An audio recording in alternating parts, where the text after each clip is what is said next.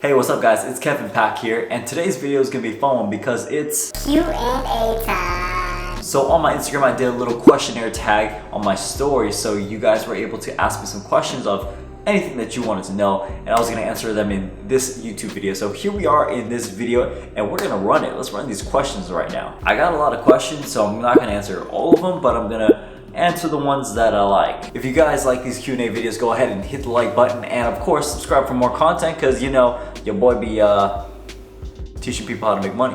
Without further ado, let's begin. Alright, Chris Fit asked me, when will you hire more employees? So I just hired my first employee, Gloria, and she is going to be my full-time assistant at the moment. She's from the Philippines right now, and she is going to be my current only employee that I need. Eventually, when she starts to learn the more managerial task and the more higher level task, then I'll move her up there, and then I'll leave all like the smaller tasks like customer service and whatnot. That's gonna be for other VAs. But I'm not gonna hire anybody in the States. It's gonna be all virtual assistants. My business is gonna stay completely online. So when I move Gloria up, she's gonna help me hire more employees, and they're gonna be handling all the other customer service. All right, so I got a lot of questions from this Silvio 333, Mr. 333. I'm gonna answer a few of his questions that I like. Okay, so the first one is, do you do giveaways? If yes, how? And if not, why not? So I don't do any giveaways for my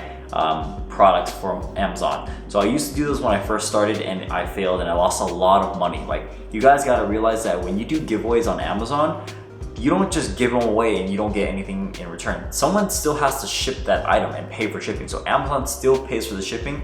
So you still get penalized, or not even penalized, but you still have to pay for the fee as if it was a normal transaction.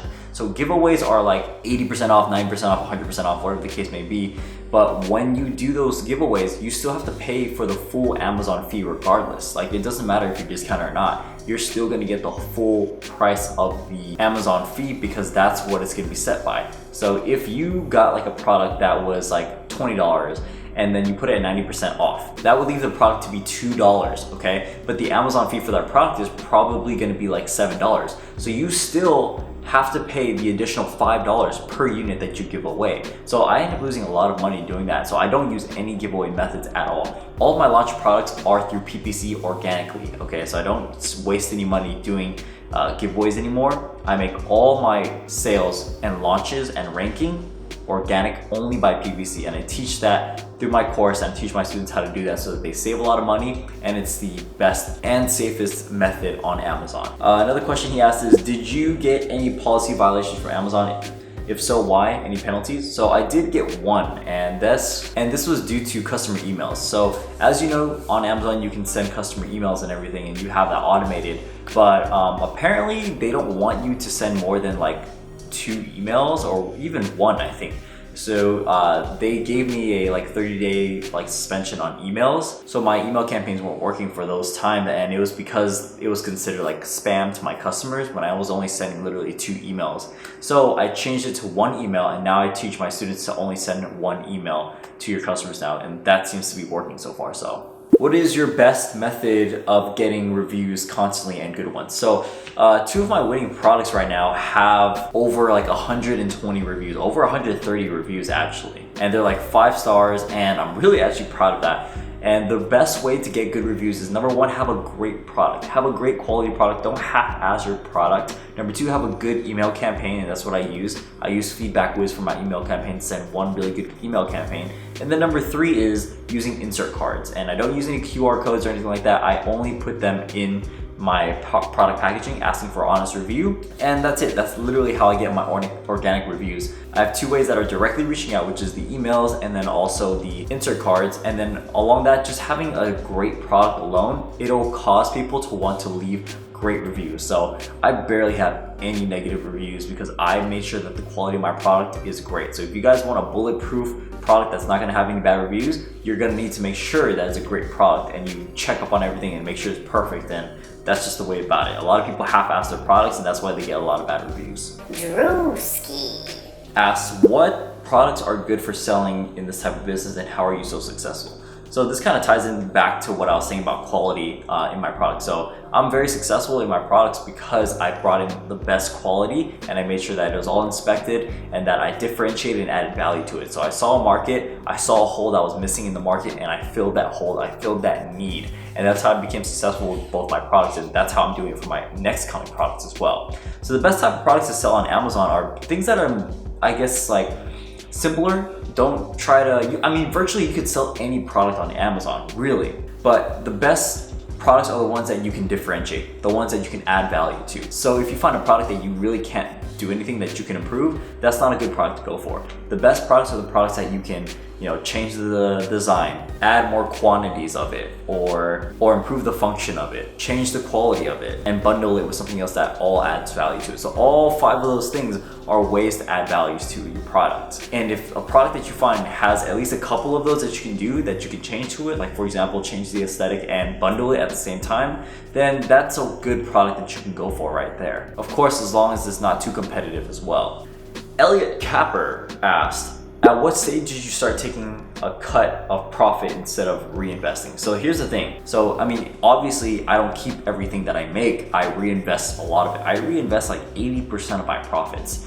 That goes all back to the business because I don't need that. I want my business to grow. But I started taking profits out of my business like about 9 months in after it was being successful. So in March is when I started my first successful product. I launched another product, and then it wasn't until 9 months later, which was November, which was like a fantastic month.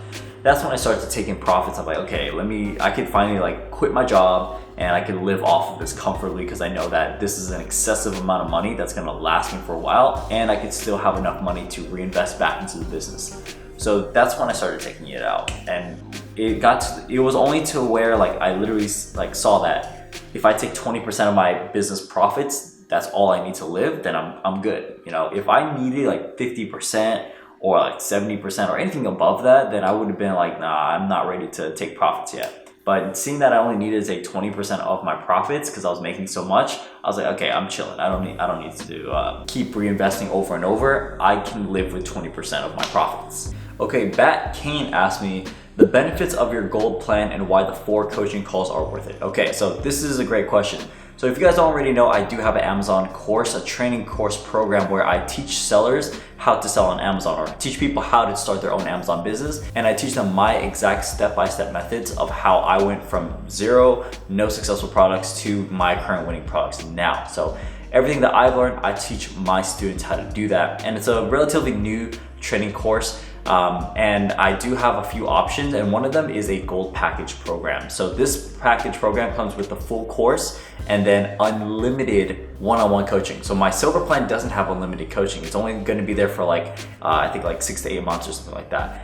But with the gold plan, you have unlimited coaching, so you don't have to worry about your deadline or anything like that. You have an unlimited set of amount of time where you have access to me via Facebook messages. And then on top of that, you get 4 coaching calls. So these 4 coaching calls are great because now you get to see how I evaluate your product. So I can look through your products and tell you which one's good, which one's not, give you ideas, and it's a lot more thorough and in-depth. Next, I can give you a better detailed instruction on how to do PPC advertising, because Amazon PPC is just like a confusing mess if you don't understand the basics and the functionality of it and the foundation of PPC. On top of that, I can help you troubleshoot any launch issues or anything with your product that I can go in depth, because going through messages, you can only do and say so much through messages. So when I have a video call with you, it's a lot more thorough, in depth, and you can get a better understanding and make better business decisions. So that's why I recommend the gold package, but that's gonna be available for this current time. It's not gonna always be available. It will be limited. So just whoever wants to join, you guys can check out the link in the description for more information on my course and join. I would recommend that you join as soon as you can, because the sooner you join, the sooner you can learn. And as that course starts to fill up more and more, I'm gonna be capping it basically. I'm gonna be capping the gold package, but I'll be leaving the silver package open. So if you want those calls, you want those coaching sessions with me, it's very important that you pick that. But regardless, it doesn't matter. Do what works best for you. Whatever guidance you need, you guys can pick it down below. All right, Alex Martinez, he's one of my students. He said, how far do you plan on going with your salary or goals wise? Next millionaire or to the point where you're comfortable? So right now I'm very comfortable. Like, I'm very financially stable and I'm very comfortable, but I have a goal of living my life at its fullest and its best. And the world has a lot to offer. There's a lot of experiences in the world, and there's a lot of luxury in the world. I don't want to live in like a fucking like kingdom and be fed grapes all damn day. I don't want to do that. But I do want financial freedom where I can take care of my future kids and family, where they don't have to worry about money anymore. And that's different from being financially comfortable. Comfortable is just getting by and enough and everything. But I want to be financially free, where literally like I could buy anything and pay for anything and I don't have to worry about it. So that's more of my goal. So that would probably be in the millionaire side of things. And so I want to be able to enjoy the best parts of life, the luxuries, and I'm a big car guy. I love cars and everything. So I want to drive like the best cars and stuff, because those are the things that the world and life has to offer. And I want to be able to travel to the best places in the world, have the best food and everything, and just share these experiences also with my family and my loved ones. And to be able to do that, I need to reach my goal of going to be like, I don't know, financially free. Maybe it's a millionaire. I don't know what it's going to be, but that's kind of where I want to be. All right, it's Mariel28 asks, how much do you pay your VA? So my VA Gloria is from the Philippines, and the wages up there are like about $5 to $10 per hour for virtual assistant work, and that's how much I'm paying her basically. And I know that's like kind of crazy compared to here, where like minimum wage is like $15 an hour, but that amount is what is suitable for the Philippines, like because they're, you know, they're more of a third world country, and their dollar isn't like ours, like it's different. So yeah, that's kind of the general gist of it. Go182 is, how do you handle and prevent cash flow issues? So the best way to tackle cash flow, which is a huge problem on Amazon FBA sellers, basically cash flow is the issue where you have so much demand, but you can't keep up with the cash. You can't keep up with the inventory because you don't have the cash to pay for the inventory basically. And so the best way to go about it is save as much money as you can before you get started, so that you can keep up with the demand and inventory and you have that money stored and ready to go. The next way is obviously reinvest all your profits. All the money that you make, don't keep it just yet. I waited. I didn't start taking profit the first month. I waited until 9 months in because I knew that I wanted to grow. I needed to reinvest. If I took the profits early on, I wouldn't be here where I'm at now. The last one would be taking out a loan, and the loan would be a business loan from like, I don't know, there's different lenders out there, some that are specifically from Amazon and some that are more like third-party lenders and everything, but you guys can check that out and look for more reputable loan companies that can give you a business loan. But I never recommend doing a business loan when you're first starting out on your business. You only take out a loan when you're ready, when you start making consistent sales and you actually have the cash flow problem. You don't take out a loan when you're just getting started, when you don't even know if your product is gonna be successful. Why would you put yourself in debt when you don't know you're gonna be successful yet? You need to make sure you're already successful and making sales and everything consistently. And then when you actually have the issue of like, oh shit, I'm about to run out of stock, but I don't have enough money to reorder for the next bigger amount of stock. So that's when you use it. Zoo Chains asks, what barcodes do you need on your product when your supplier is packing your product? Okay, so the only barcode you really need, you get two barcodes. So one is for the actual cartons, the big boxes. That's for each carton that's being shipped out to Amazon. That's the FBA labels. Number two is gonna be the F and SKU labels. Those are for each individual product or unit. And that is gonna be one barcode that's the same for every single unit. So F and SKU for each individual product, and then FBA labels for each box carton with all your products in it. Zoo Chains also asks, how do you tell your supplier that you have custom product packaging? So basically you would just give them the product packaging. If you already have it done, then you would send that file over to your supplier and they'll basically print it for you. But you need to send them the file either in an AI format or a PDF file. So one of those are the best ways to send to your supplier. If you don't have custom packaging, ask your supplier for the die cut lines of the box, of the packaging box, and you take that to a designer. They design it for you, and then you take that design and give it to your supplier.